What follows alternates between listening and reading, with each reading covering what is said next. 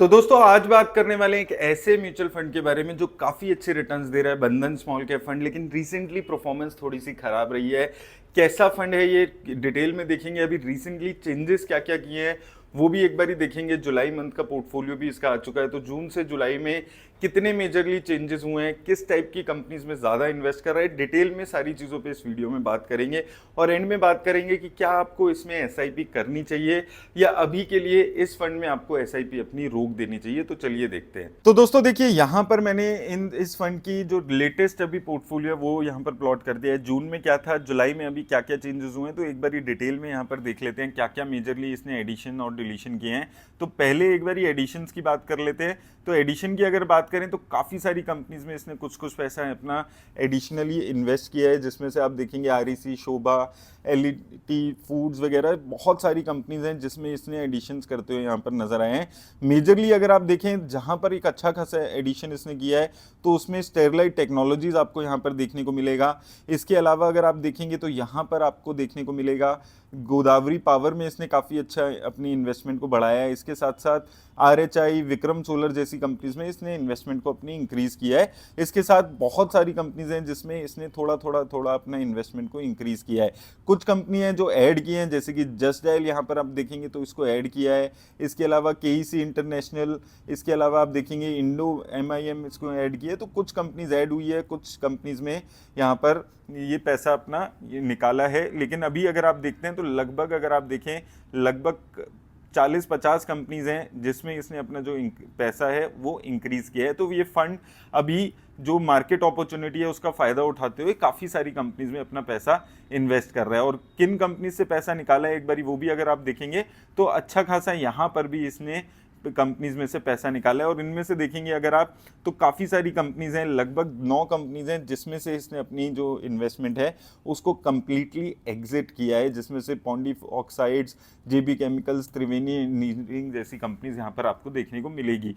Asset allocation की बात करें तो मेजरली पैसा जो है इसका ये आपका स्मॉल कैप कंपनीज में ही लगते हुए नजर आएगा। इसके अलावा आप देखेंगे तो कुछ पैसा इसने मिड कैप में लगाया हुआ है लगभग 12%, और 6% पैसा इसने यहाँ पर लार्ज कैप कंपनीज में लगाया हुआ है। रिस्क रेशियो इसकी काफ़ी अच्छी है, काफ़ी कम रिस्क लेने वाले फंड्स में से एक है। तो ओवरऑल अगर आप देखें इस फंड के बारे में 31,000 करोड़ के आसपास की एसेट अंडर मैनेजमेंट हो चुकी है। तो एसेट अंडर मैनेजमेंट अभी काफ़ी अच्छी खासी इसकी हो चुकी है। स्टैंडर्ड डेविएशन 20.52 के आसपास चल रही है, जो कि बेंचमार्क जो स्टैंडर्ड डेविएशन है उससे काफ़ी नीचे है। यानी कि जो वॉलेटिलिटी है वो इस फंड में आपको कम देखने को मिलती है। पोर्टफोलियो की बीटा ठीक नजर आती है। पोर्टफोलियो का प्राइस टू अर्निंग है जहां पर ये फंड काफ़ी अच्छा कर रहा है। यहां पर अगर आप देखेंगे सिर्फ 19.5 का प्राइस टू अर्निंग है, यानी कि वैल्यू ओरिएंटेड कंपनीज को ढूंढकर उसमें ये फंड पैसा लगाता है।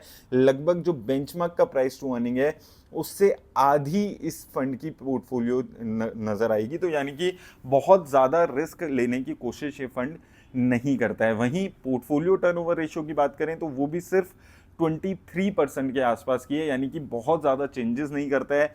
कुछ कंपनीज हैं जिसमें एडिशन डिलीशन यहाँ पर रहते हैं जो अभी हम देख रहे हैं। हालांकि ओवरऑल इस महीने में कुछ ज़्यादा इसने एडिशंस की हैं, बहुत सारी कंपनीज में नया अपना इन्वेस्टमेंट किया है और कुछ कंपनीज से पैसा इस वक्त इसने निकाला है। अब अगर हम इसकी रिटर्न्स पे यहाँ पर बात करें तो यहाँ पर दोस्तों अगर आप इसकी रिटर्न्स पे बात करेंगे तो देखिए एक साल में डेफिनेटली इस फंड ने काफ़ी ज़्यादा डिसअपॉइंट किया है। 12% की रिटर्न्स हैं, लेकिन अपने बेंचमार्क इंडेक्स के हिसाब से थोड़ी सी कम रिटर्न है, कैटेगरी एवरेज से भी थोड़ी सी बिलो रिटर्न है। लेकिन ओवरऑल 3 साल में, 5 साल में, इवन 2 साल में भी ये फंड अच्छा परफॉर्म कर रहा है। रीसेंट परफॉर्मेंस देख रहे हैं तो खराब है, लेकिन ईयर ऑन ईयर अगर आप यहाँ पर इसकी परफॉर्मेंस देखेंगे तो 2023, 2024 और इवन 2025 ये पिछले 3 साल थे जहां पर ये फंड काफ़ी ज़्यादा अच्छी परफॉर्मेंस दे रहा था। 2026 का साल ऐसा आया है जहां पर ये फंड परफॉर्म नहीं कर पाया है, जिस वजह से यहाँ पर इस फंड की अभी जो परफॉर्मेंस है वो थोड़ी सी नीचे जा रही है। लेकिन इसमें डिसअपॉइंट होने वाली कोई बात नहीं होती है। हर फंड हर महीने हर साल रिटर्न्स नहीं देगा, ये मैं बार बार आपको बोल रहा हूँ, और ये फंड वही चीज़ दिखा रहा है। इंपॉर्टेंट क्या है, रोलिंग रिटर्न्स में कैसी यहाँ पर परफॉर्मेंस है। तो यहाँ पर अगर हम इसकी रोलिंग रिटर्न्स की परफॉर्मेंस देखते हैं तो यहाँ पर आप देख सकते हैं कंसिस्टेंटली 3 साल की परफॉर्मेंस से अगर हम मैच कर रहे हैं इसकी बेंचमार्क इंडेक्स से, तो ये फंड अपने बेंचमार्क इंडेक्स को काफ़ी कंफर्टेबली बीट कर पा रहा है और लगभग अगर आप देखेंगे लगभग 10% 9% की गैप यहाँ पर नजर आ रही है इस वक्त भी अगर आप देखेंगे अप्रैल की बात कर रहे हैं तो लगभग 10% का गैप था। अगस्त में अगर आते हैं तो इस फंड ने 3 साल में 27% की CAGR से रिटर्न्स दिए, वहीं इसके बेंचमार्क इंडेक्स ने सिर्फ 18% के CAGR से रिटर्न्स दिए। तो डेफिनेटली ये फंड अपने जो पेयर्स है उसको भी आउट परफॉर्म कर रहा है और अपने जो बेंचमार्क इंडेक्स है उसको भी काफी अच्छे मार्जिन से यहाँ पर ये करते हुए आ रहा है। तो देखिए दोस्तों, यहाँ पर क्लियरली ये फंड लॉन्गर टर्म में काफी अच्छी खासी रिटर्न्स जनरेट कर रहा है, लेकिन शॉर्ट टर्म में थोड़ी सी खराब परफॉर्मेंस है। लेकिन ये हर फंड के साथ होता है, कोई भी फंड हर महीने हर साल रिटर्न्स नहीं दे सकता है। ओवरऑल एक काफी अच्छा रिटर्न्स देने वाला, कम रिस्क लेके अच्छे रिटर्न्स देने वाले फंड्स में से ये एक फंड है। तो मुझे लगता है कि अभी काफी अच्छी परफॉर्मेंस इसकी आगे भी रह सकती है। उम्मीद है आपको हेल्प मिलेगी इस वीडियो से। धन्यवाद दोस्तों।